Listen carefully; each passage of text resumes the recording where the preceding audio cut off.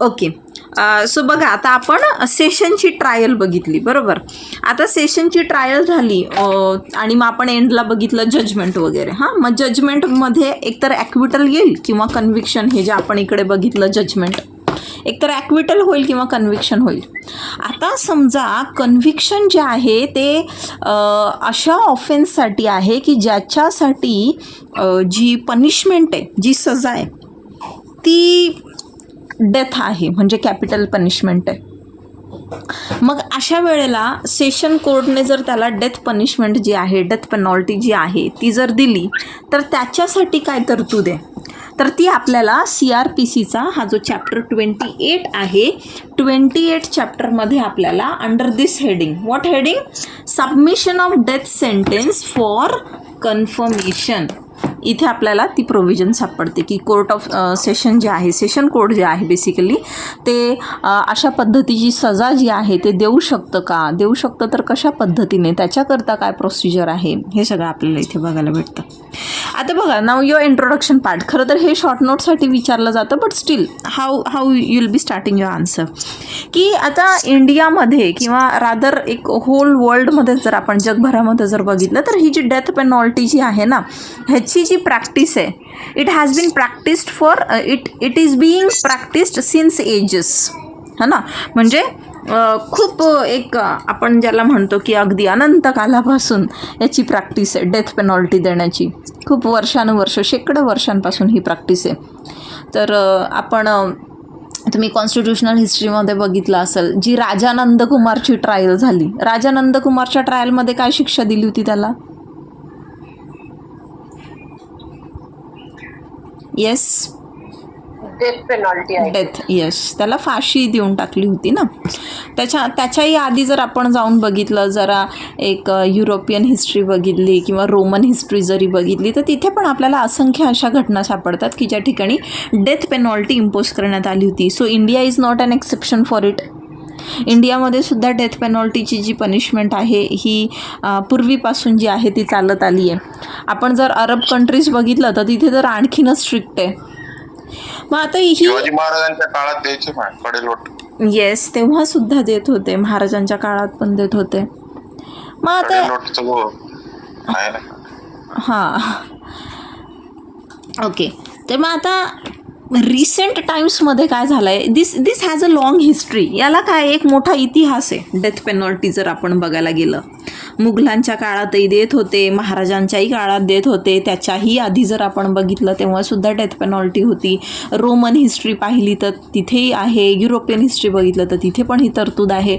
But recent टाइम्समध्ये काय झालं आहे, there is a great awareness, म्हणजे आपण जे मॉडर्न एज म्हणतो, awareness regarding what, awareness regarding to fundamental rights, awareness regarding to the legal rights.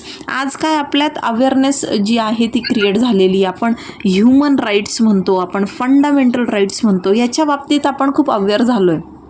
आणि त्यामुळे मग आपण याची जी व्हॅलिडिटी आहे, याची जी कॉन्स्टिट्युशनॅलिटी आहे, याच्यावरती काय आहे, एक प्रश्नचिन्ह जो आहे तो समोर उभा करतो. म्हणजे प्रश्नचिन्हच निर्माण होतं की ही जी व्हॅलिडिटी आहे डेथ पेनॉल्टीची, तर ती रास्त आहे की अरास्त आहे, म्हणजे अशा पद्धतीच्या ज्या पनिशमेंट्स आहेत.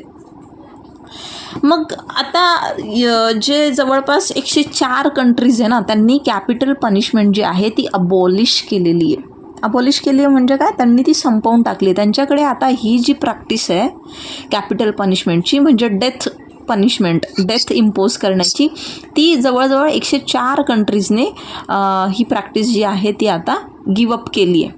म्हणजे ते आता डेथ पनिशमेंट जी आहे ती देत नाहीत. पण मग इंडियामध्ये काय सीन आहे, has India also given up with this practice? तर नाही, इंडियामध्ये आजही आपण फाशीची शिक्षा देतो. पण मग याच्यासाठी इंडियामध्ये आपण कुठलं प्रिन्सिपल जे आहे ते अपनावलं आहे, म्हणजे अवलंब केला आहे कुठल्या प्रिन्सिपलचा, तर that is rarest of the rare केसेसमध्येच आपण कॅपिटल पनिशमेंट जी आहे ती इम्पोज करायची. आता rarest of the rare case म्हणजे काय असतं बरं? जास्त सिरियस तीव्रतेने, खूपच सिरियस केसेस, है ना, की आणि खूप अशा विक्षिप्त पद्धतीने ज्या ठिकाणी गुन्हा जो आहे तो कमिट केलेला आहे समोरच्याने. आता बघा मर्डर जो आहे एखाद्याला सुरा खुपसून पण होऊ शकतो. मर्डर जो आहे ते एखाद्याला झोपेचे इंजेक्शन देऊन टाकले किंवा काहीतरी अशी औषधं दिले तर तेव्हाही होऊ शकतो. मर्डर जो आहे त्याला बंदुकीने गोळी मारून पण होऊ शकतो. मर्डर आहे त्याचा गळा दाबून पण होऊ शकतो. त्याच्या गाडीचे ब्रेक फेल करून दिले तर तसंही होऊ शकतो. पण आता जर आपण ही केस बघितली, आता सध्या रिसेंट कुठलं ते प्रकरण चालू आहे? Very recent. Sahil. Yes, Sakshi Sahil. आणि त्याच्याही आधी एक प्रकरण अजून ते होतं काय, ती श्रद्धा आणि आफताब.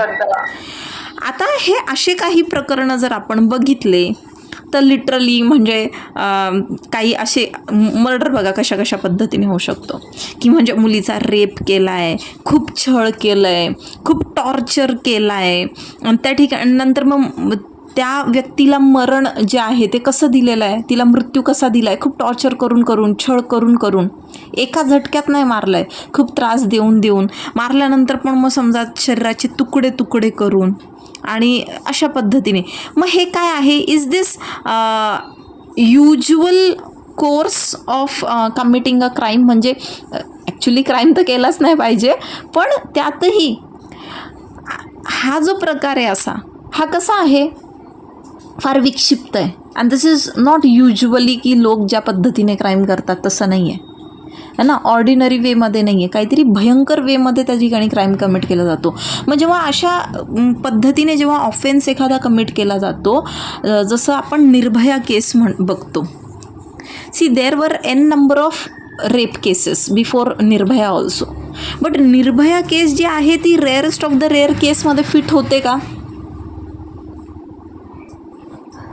येस होते. बिकॉज ज्या पद्धतीने तो क्राईम कमिट झाला होता दॅट वॉज म्हणजे हिनियस आपण ज्याला म्हणतो. म्हणजे यू कॅनॉट इमॅजिन ऑल्सो असा हिनियस पद्धतीचा क्राईम ज्या वेळेला कमिट होतो तर तेव्हा आपण त्याला रेअरेस्ट ऑफ द रेअर केस की आपण इमॅजिन पण नाही करू शकत. म्हणजे सबंध एक मानवतेला एकदम काळीमा फासणारी जी घटना असते, so that is considered as rarest of the rare case. मग इंडियाने काय केलं आपण,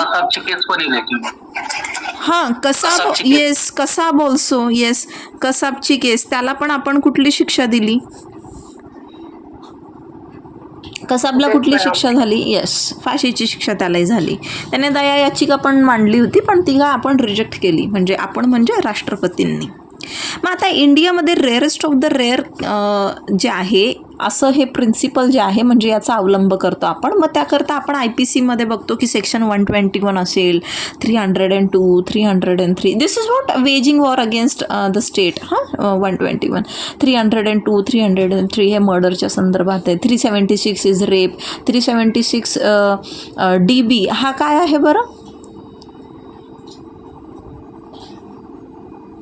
हा काय आहे? येस ये सेक्शुअल ऑफेन्स ही आहे, बट हा काय आहे माहीत असला पाहिजे तुम्हाला. 12 वर्षाच्या पर्यंतच्या मुलीसोबत जेव्हा गँगरेप वगैरे असं होतो तर हा सेक्शन त्याच्या संदर्भात आहे. ठीक आहे. त्यानंतर मग सेक्शन 16 आहे UAPAचा जो सेक्शन 16 आहे म्हणजे it is related to terrorism and all. Then section 4 म्हणजे कसाब बिसाबचं जे प्रकरण आहे ते इकडे येतं.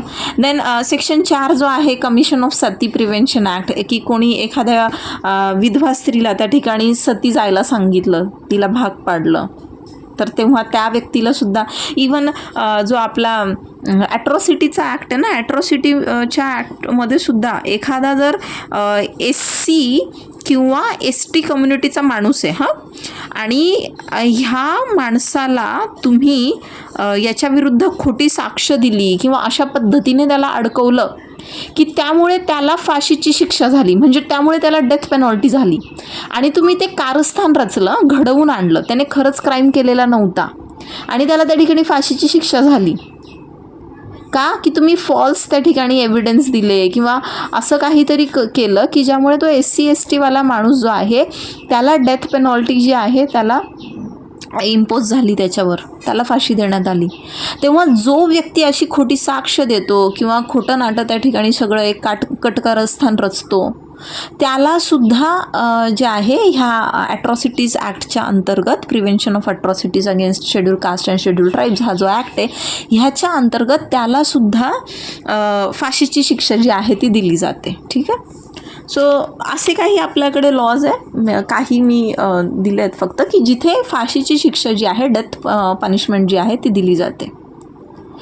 मग आता ही जी फाशीची शिक्षा असते किंवा म्हणजे जी डेथ पेनॉल्टी आहे ना, डेथ सेंटेन्स जे आहे, आता ही खूप सीरियस नेचरची पनिशमेंट है, बरोबर. क्योंकि क्या एक बार दे दिया फिर मुड़ के मतलब आने का कोई यही नहीं है. आप किसी बंदे को 2 साल के लिए जेल में डाल दो, वो 2 साल अंदर गया फिर बाहर आ गया, तो शायद अगर वो इनोसेंट भी है, अगर मान लो उसने कोई सज़ा नहीं, मानो उसने कोई गुनाह किया भी नहीं था, उसने कोई ऑफेंस नहीं कमिट किया था, फिर भी उसको 2 साल की सज़ा हो गई, अंदर गया एंड बाहर आ गया. नुकसान इसका भी हुआ है हालांकि, बट इसका नुकसान फिर भी देयर इज़ सम और दी अदर वे की उसे जो है हम म्हणजे आपण म्हणतो ना की नुकसान भरपाई जी आहे ती होऊ शकते कुठल्या ना कुठल्या प्रकारे. एक ही नवीन सुरुवात तो त्याच्या आयुष्याचं मे बी करू शकतो तो, हालांकि डिफ़िकल्ट असतं, बट एटलीस्ट बंदा जिंदा तो है एक नई शुरुआत करने के लिए. अब एक बार आप फांसी की सज़ा दे देंगे तो क्या फांसी की सज़ा में कोई यू टर्न है? हाँ, दे दिया फांसी, अरे उसने नहीं किया था क्राइम, चलो वापस से उसको जिंदा करो. Is there any such technique आहे का? आज सायन्स एवढं प्रगत झालं आहे, पण आपल्याकडे आजही ही पॉवर आहे का आपल्याकडे की आपण मेलेल्या माणसामध्ये जीव जो आहे तो ओतू शकतो, प्राण ओतू शकतो. So there is no U turn. Yes. मग त्यामुळे कॅपिटल पनिशमेंट ज्यावेळेस प्रोनाऊन्स करण्यात येतं, म्हणजे जजमेंट जेव्हा असं येतं की त्या व्यक्तीला कॅपिटल पनिशमेंट जी आहे ती देण्यात येते, तेव्हा खूप त्या ठिकाणी जास्त दक्षता, जास्त काळजी जी आहे ती बाळगायला लागते. proper care has to be taken while imposing such kind of punishments. Why? Because it deprives the life and liberty of that person. उसका ज़िंदगी ख़त्म हो जाता है. हम उसे वापस नहीं ज़िंदा कर सकते अगर हमें पता चलता है कि अरे इसका तो कोई रोल ही नहीं था, एक्चुअल में गिल्टी तो कोई और ही पर्सन था. तो इसलिए यहाँ पर CRPC में ना हमें कुछ प्रोविजंस दे रखे कि जब कोर्ट ऑफ सेशन जो है हमारा, कोर्ट ऑफ सेशन जब कोई डेथ सेंटेंस जब है वो डेथ सेंटेंस जो है वो अनाउंस करता है, जब इम्पोज करता है, तब वो उसे क्या करना होता है कि जो प्रोसीडिंग्स है, ये तुम्हाला दिसतं आहे का आपल्या ह्या फ्रेममध्ये? आप लोगों को दिख रहा है अपना screen? Okay. Yes ma'am. Because मैंने जो ऊपर रिकॉर्डिंग के लिए कैमरा लगाया है ना अभी, इसके ऊपर जो आपको स्क्रीन दिख रही है उसके ऊपर दूसरा कैमरा है, तो मैं उस कैमरा में देख पा रही हूँ, नीचे का कैमरा मुझे नहीं दिख रहा अभी. तो I hope things are clear to you. Okay okay. हां, तर मग आपण कुठे होतो? हां, मग याच्याकरता जेव्हा कोर्ट ऑफ सेशन एखादा डेथ सेंटेन्स जे आहे त्या ठिकाणी इम्पोज करतं एखाद्यावर, एखाद्याला फाशीची शिक्षा जी आहे सुनावण्यात येते, तेव्हा कोर्ट ऑफ सेशन जे आहे त्याने फाशीची शिक्षा सुनावली आणि लगेच मग त्याला जे आहे शिक्षा त्याच्यावरती जी आहे त्याची शिक्षेची अंमलबजावणी झाली असं होत नाही. ह्या सेशन कोर्टाला काय करायचं असतं? हायकोर्टाची परमिशन घ्यायला लागते. ठीक आहे. हायकोर्टाने जर परमिशन दिली की ओके तुम्ही हे जे अमुक अमुक प्रकरणामध्ये त्या अक्यूज्ड पर्सन म्हणजे तो जो आता कन्व्हिक्टेड आहे त्याला जी ही सजा तुम्ही सुनावलेली आहे ती योग्य आहे, जर हायकोर्टाकडनं तसं परमिशन आलं तरच त्या व्यक्तीला फाशीची शिक्षा होते, अन्यथा त्याला फाशीची शिक्षा होत नाही. मग आता याच्यासाठी काय प्रोसिजर आहे? तर मग कोर्ट ऑफ सेशन काय करेल की त्या ठिकाणी जे केसचं प्रोसिडिंग्स आहे ना, आता सगळं केसचं पूर्ण रेकॉर्ड यांना मेंटेन करायला लागतं, बरोबर. सगळ्या ज्या प्रोसिडिंग झाल्या, काय काय एव्हिडन्सेस घेतले, काय चार्ज लागलेला होता वगैरे वगैरे, कुठल्या गोष्टी सिद्ध झाल्या, कोणत्या एव्हिडन्सेसच्या बेसिसवरती कोर्टाने हा निर्णय दिला. मग ह्या सगळ्या प्रोसिडिंग्स काय करायच्या असतात सेशन कोर्टाला? त्या हायकोर्टाकडे सबमिट करायच्या असतात. आणि तोपर्यंत काय आहे ते एक्झिक्यूट करायचं नाही. सेंटेन्स जे डेथ सेंटेन्स दिलं आहे ना ते कोर्ट ऑफ सेशनने, ते एक्झिक्यूट करायचं नाही जोपर्यंत हायकोर्टाकडनं कन्फर्मेशन येत नाही. ठीक आहे. Confirmation is very important.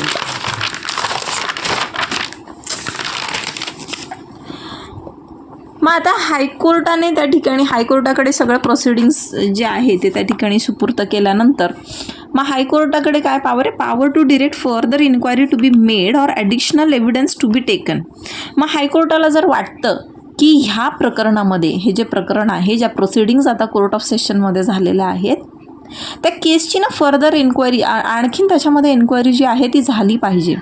त्याच्यात काही ॲडिशनल एव्हिडन्सेस जे आहे ते समोर आणले गेले पाहिजे. जेव्हा हायकोर्टाला असं वाटतं तेव्हा हायकोर्ट तशा डिरेक्शन देतं की ह्या मॅटरमध्ये अजून फर्दर इन्क्वायरी जी आहे ती कंडक्ट करा, किंवा ह्याच्या संदर्भात अजून additional what you say evidences जे आहे, पुरावे जे आहे ते जमा करा. मग सेक्शन 368 काय म्हणतो? Power of high court to confirm sentence or annul conviction. मग आता इथे हायकोर्टाकडे काय पॉवर आहे? मग आता हे सगळं जे आहे एन्क्वायरी समजा झाली, आता जर हे हायकोर्टाला वाटलं तर हे करेल. इफ इट थिंक्स, नेहमीच असं होईल असं नाही. मग आता त्यानंतर जर हायकोर्टाला असं वाटतंय की इथे जी शिक्षा दिली आहे ना सेशन कोर्टाने ती योग्य आहे, मग हायकोर्ट काय करेल? इट मे म्हटलं आहे, मे, शाल नाही आहे, म्हणजे मे. अगेन इथे हायकोर्टाकडे हे डिस्क्रिशनरी पॉवर आहे. एकतर ती सेंटेन्स कन्फर्म करू शकतं किंवा डेथ सेंटेन्स ऐवजी दुसरी कुठली तरी शिक्षा त्याला सांगू शकतो. ठीक आहे, समजा कोर्ट ऑफ सेशनने त्याला जे आहे डेथ सेंटेन्स जे आहे त्याला इम्पोज केलं होतं. हायकोर्टाने काय म्हटलं की अरे याला डेथची जी आहे काय आवश्यकता नाही, हायकोर्टाने त्याला लाईफ इम्प्रिझनमेंट देऊन टाकलं. ओके, आता कसं असतं, आपण जर ऑफेन्सेस बघितले तर तिथे ऑफेन्ससाठी पनिशमेंट जी असते ती कशी असते की एकतर death sentence or life imprisonment असं दिलेलं असतं ना, दिस ऑर दिस असं असतं. मग तेव्हा डेथ सेंटेन्सला जे ऑर दिलेला असतो ना तिथे, ती पनिशमेंट जी आहे हायकोर्ट त्या ठिकाणी इम्पोज करू शकतो. मग आता समजा याला फाशीची शिक्षा न देता त्याने काय करून टाकलं, हायकोर्टाने काय केलं, समजा लाईफ इम्प्रिझनमेंट टाकलं, जन्मठेप, उम्रकैद. मग दुसरं काय करू शकतं आता हायकोर्ट? अनल कन्व्हिक्शन ऑर्डर न्यू ट्रायल. सरळ ते कन्व्हिक्शन जे आहे ते अनल करणार. म्हणजे काय? To Anal means what? Cancel. Yes, cancel, रद्द करून टाकलं ते कन्व्हिक्शन आणि सरळ नवीन ट्रायल, न्यू ट्रायल जी आहे ती ऑर्डर केली. ओके, नव्याने पुन्हा ही ट्रायल जी आहे ती कंडक्ट करा. किंवा ॲक्विट दी अक्युज्ड पर्सन्स. हायकोर्टाला जर असं वाटतंय की म्हणजे हायकोर्टाने ही जी फर्दर एन्क्वायरी केली इथे ॲडिशनल एव्हिडन्सेस मागवले आणि ह्या पुढच्या एन्क्वायरीनंतर आणि अधिकचे त्या ठिकाणी पुरावे जोडल्यानंतर हायकोर्टाला असं लक्षात येतं अरे ह्या व्यक्तीचा तर याच्यामध्ये काय हातच नाही, हातात निर्दोष आहे त्या ठिकाणी. मग कोर्ट त्याला काय करू शकतं? ॲक्विट करू शकतं. Now 369 it says confirmation or new sentence to be signed by 2 जजेस. मग आता आपण इकडे बघितलं आता जस्ट 368मध्ये काय की इथे एकतर कन्फर्म करतं सेंटेन्स किंवा मग दुसरी कुठली सेंटेन्स जी आहे ती पास करतं. म्हणजे काय? न्यू सेंटेन्स झालं. एनी अदर म्हणजे काय? दिस इज न्यू सेंटेन्स है ना. नवीन त्याला वेगळी शिक्षा दिली, आधी कोर्टाने वेगळी शिक्षा दिली होती आणि आता हायकोर्टाने वेगळी शिक्षा दिली. मग याचंसुद्धा कन्फर्मेशन जे आहे, म्हणजे हे जे कन्फर्मेशन आहे किंवा हे जे न्यू सेंटेन्स पास केलं आहे ना, तर याच्यावरती काय पाहिजे? त्या ठिकाणी 2 जजेसच्या साईन पाहिजे. It should be signed by 2 जजेस. हे 2 जजेस कुठले? हायकोर्टाचे जज. हे हायकोर्टाच्या 2 जजेसची यावरती काय असली पाहिजे? साईन असली पाहिजे. आता समजा 370मध्ये काय दिलं आपल्याला, सेक्शन 370, की ते जे जजेस आहेत ना त्यांच्या ओपिनियनमध्ये there is a difference of opinion आहे त्या ठिकाणी. And how is that difference? That त्यांचं ओपिनियन इक्वली डिवाईड झालं आहे. इक्वल डिव्हिजन झालं म्हणजे काय? समजा आता हे 2 जजेस आहेत. हा म्हणतो ठीक आहे डेथ सेंटेन्स देऊयात, कन्फर्म करतो डेथ सेंटेन्स. हा म्हणतो नाही डेथ सेंटेन्स नाही, we should impose life imprisonment. किंवा असं म्हणजे यहाँ पे क्या हुआ अभी? डिफरेंस हो गया, डिफरेंस ऑफ ओपिनियन. दोनों जो है एक बात पे कहीं एक पॉइंट पे वो उनका they are not meeting at one point actually. वेगळे वेगळे त्या ठिकाणी ओपिनियन झाले. मग आता जेव्हा असं जजेस जे आहे त्यांचं ओपिनियन जेव्हा इक्वली डिवायडेड असतं है ना, तेव्हा मग काय सेक्शन 392 प्रमाणे प्रोसिजर पुढची करायची. आता 392 तर तुम्हाला इथे नाही आता, पण 392 काय आहे थोडक्यात ऐकून घ्या. 392 काय आहे की जेव्हा असं जजेसचं त्या ठिकाणी ओपिनियन डिवाईड झालेलं असतं इक्वली, तर तेव्हा एखाद्या तिसऱ्या जजचं म्हणजे एखाद्या दुसऱ्या म्हणजे आणखीन एका जजचं त्या ठिकाणी ओपिनियन घेतलं जातं आणि त्यांच्यासमोर मांडलं जातं की मला असं असं वाटतं ना, मला असं असं वाटतं, ह्या या बेसिसवर मी असं असं म्हणतो आहे. आणि मग हा जो थर्ड पर्सन म्हणजे असणार आहे ना, आता हा थर्ड जज, तो जे म्हणणार तो म्हणतो आहे डेथ सेंटेन्स, तर मग डेथ सेंटेन्स दिली जाणार. तो जर म्हटला की लाईफ इम्प्रिझनमेंट, मग लाईफ इम्प्रिझनमेंट जी आहे ती दिली जाणार. Now procedure in cases submitted to high court for confirmation. मग आता समजा कन्फर्म झाली, हायकोर्टाने डेथ जी आहे ती कन्फर्म केली, म्हणजे कोर्ट ऑफ सेशनकडनं हायकोर्टाकडे गेलं मॅटर. हायकोर्टाने काय केलं, कशाकरता गेलं, कन्फर्मेशन ऑफ डेथ सेंटेन्स. कारण कोर्ट ऑफ सेशनला काय इकडनं कन्फर्मेशन पाहिजे असतं आणि हायकोर्टाने ते कन्फर्म पण केलं. मग आता हायकोर्टाने कन्फर्म केल्यानंतर हायकोर्टाचा जो कोणी ऑफिसर त्या ठिकाणी नियुक्त केला आहे त्या ऑफिसरने काय करायचं असतं, कुठलाही विलंब न करता म्हणजे कुठल्याही प्रकारचा डिले न करता त्याची जी कॉपी आहे त्या ऑर्डरची, जी ऑर्डर आहे ना, ऑर्डर कसली which order, death penalty, confirmation of death sentence का ऑर्डर, कन्फर्मेशन, हाँ, उसका जो कॉपी है वो सेंड करना है कोर्ट ऑफ सेशन के पास. अब ये करते हुए वहाँ पर क्या होना चाहिए, हाई कोर्ट का सील होना चाहिए एंड वो अटेस्टेड भी होना चाहिए. Attested how, by the official signature. तर हे होतं, हे छोटासा टॉपिक आहे हा, तुम्हाला आला तर काय शॉर्ट नोट वगैरेसाठीच विचारला जाईल. ठीक आहे. Submission of death sentence for confirmation. Basic याच्यामध्ये जर एक पाहिलं ओव्हरऑल काय म्हणतो, ही जी प्रोव्हिजन आहे काय आहे की कोर्ट ऑफ सेशनने जर काय दिलं, डेथ सेंटेन्स म्हणजे त्या ठिकाणी मृत्यूदंड जो आहे, फाशीची शिक्षा जी आहे ती सुनावली समजा सेशन कोर्टाने, तर सेशन कोर्टाने ते सुनावल्यानंतर त्याला काय करायचं असतं, कोणाकडे पाठवायचं असतं, हायकोर्टाकडे. आणि हायकोर्टाकडे कशाकरता पाठवायचं असतं, कन्फर्मेशन करता. ठीक आहे. आणि मग हायकोर्ट काय करतो त्याच्यामध्ये, हायकोर्ट त्या ठिकाणी एकतर आणखीन इन्क्वायरी सांगेल किंवा अधिक अजून पुरावे मागवेल, ॲडिशनल एव्हिडन्सेस मागवेल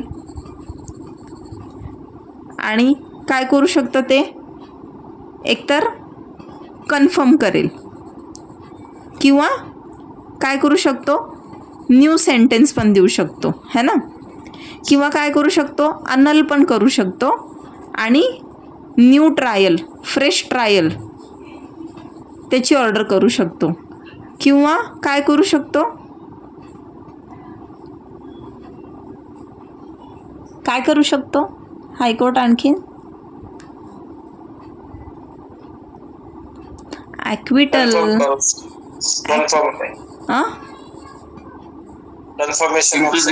कन्फर्म तो कर दिया यहाँ पे. हे काय कन्फर्म केलं म्हणजे त्याला डेथ सेंटेन्स, न्यू सेंटेन्स म्हणजे नवीन शिक्षा काहीतरी देणार म्हणजे इम्प्रिझनमेंट इथं झालं. त्याला ॲक्विटल सोडून पण देऊ शकतं ना, इथे पुढची एन्क्वायरी आणि ॲडिशनल एव्हिडन्स आल्यानंतर. एवढंच आहे, हेच तुम्हाला एक्सप्लेन करायचं, एकदम सोपं आहे. समजलं मॅडम? ते 368चं टायटल सांगा ना परत काय होतं. Power of high court to confirm sentence और अनल कन्विक्शन.